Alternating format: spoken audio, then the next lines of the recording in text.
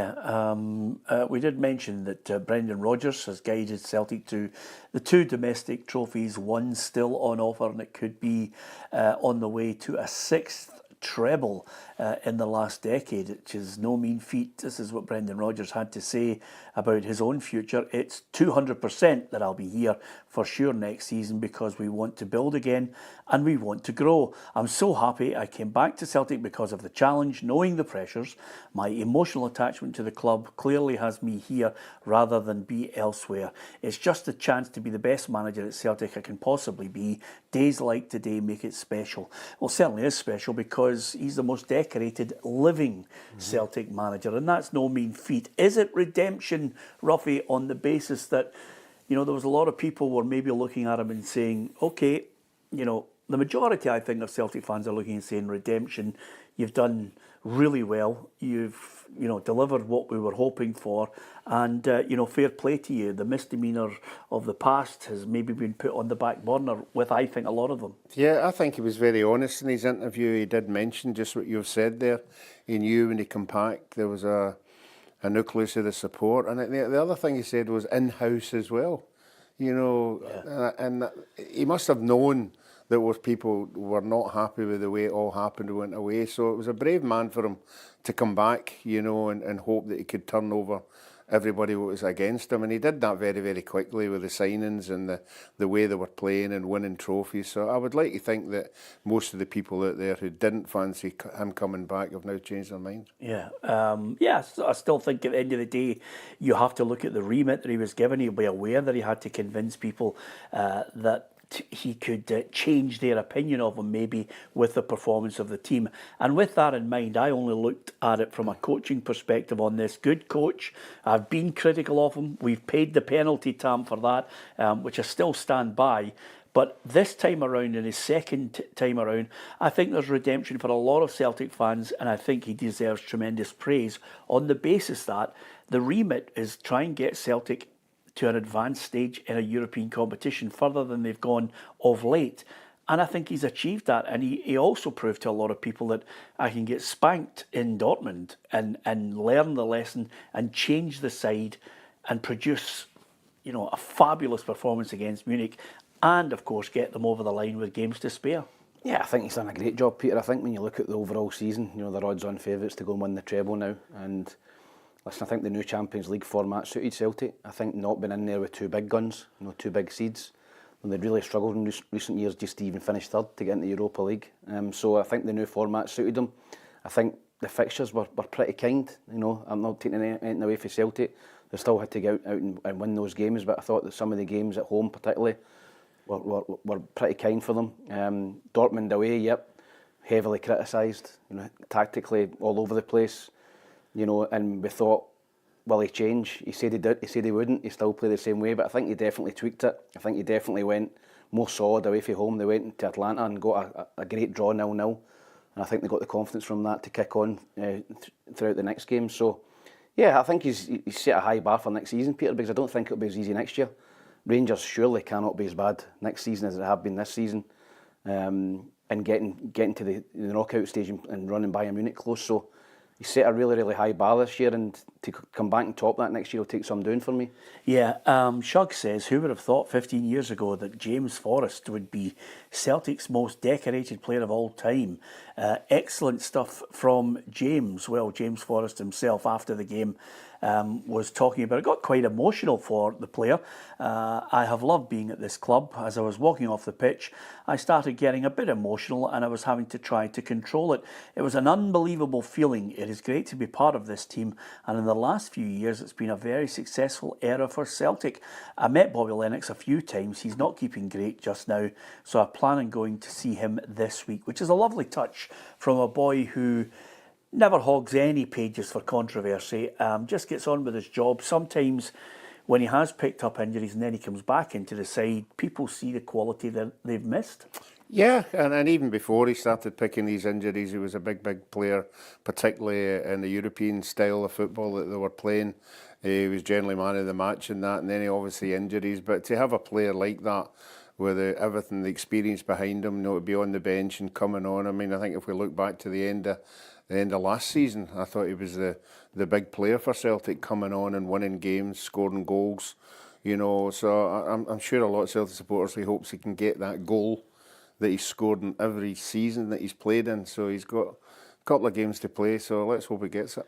Brendan Rodgers was talking ahead of the trip to Tannadice, where Celtic can clinch the title. 15 points ahead, 5 games to go. Goal difference looking good, and a point is enough to win the Scottish Premiership again. And they've been so dominant, Brendan Rodgers himself claiming that this could be the best ever. This is what he had to say about it. What we have here is a culture that is built around winning, and then what that takes. The biggest word of that, which is a challenge, is consistency. It's been so satisfying this season, and I'll become even more satisfied, and probably my best season here if we can finish off with these 2 trophies. I've been delighted with what we've put in and how we've recovered from setbacks. It's not easy, I can guarantee that. And I think that backs up basically, Ruffy, what Callum McGregor highlighted earlier on in the week, which is quite simply, you can, and I think he might have been talking about fans and maybe critics of the club, you can get a bit blasé when you're consistently winning the title, but it is a slog. Mm-hmm. There's a mental strength you need, and there is, of course, the ability to get it over the line. Yeah, it certainly is. It makes it a lot easier. You know, you've got the players that they've got at their disposal. The other teams just haven't got that. They haven't got the money to back it up. But yeah, you've still got to go out and win games. You've got to go to places like St Johnstone, Ross County, and turn in a performance. I think they've been very good, not for all the season this year. I think there was a wee dip at moments.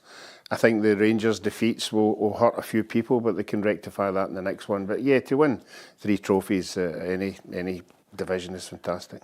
Best season ever for Brendan? No, I think the Invincible one, Peter, you know, when they went unbeaten. I think that was probably his best. Obviously in Europe, they've went further this year. They've got out of the group, and they've got a knockout game against Bayern Munich, which they competed well with. But in terms of their best ever season, I'd probably say it was the Invincible season. But listen, Brendan knows more than us, you know, and as Ruffy says, he's got a strong squad to pick from. He's got competition for places, and the key thing for him is consistency and keeping players hungry for the jersey, and he's done that all season. I mean, it's an amazing set of statistics. 13th Premiership title in 14 years. And I mentioned there they've got a 15-point lead, Ruffy, with those 5 games remaining. The goal difference alone means that it's just a point at Tannadice. Brendan himself, if he gets the Scottish Cup and the title in the bag, it's Celtic with the 6th treble in 9 seasons, which is outrageous. Obviously, circumstances where Rangers were not in the division, but I would highlight that, you have to say that's not Celtic's fault. No, it isn't. You know, I'm not taking anything away for Celtic. You know, they've done everything they had to do. You know, they progressed in Europe. You know, it's not Celtic's fault that Hibs and Hearts were horrendous at the beginning of the season. Picked themselves up. Well, Hibs did pick themselves up. And Aberdeen had that, maybe 12, 13 games without a win.